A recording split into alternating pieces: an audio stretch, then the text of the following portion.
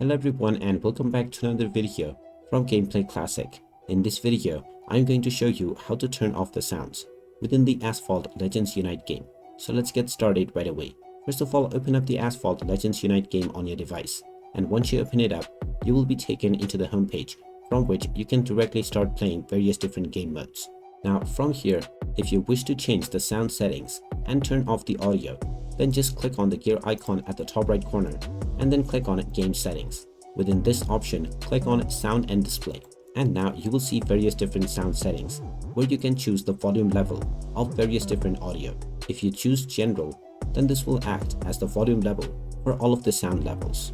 If you want none of the sounds to play, then you can simply set this all the way to the left so that the value is set to 0. This will now turn off all sounds, including the game engine, the music, and the sound effects. You can set the volume level for each of these individually by using the slider as well. And now you will be able to change the sound level and set it to your desired level. Just set them to 0 if you wish to turn off the audio completely. And now you can go back to your game and start enjoying with the audio turned off if you have set it to do so. And there you have it. That is how easy it is to turn off sounds within the Asphalt Legends Unite game.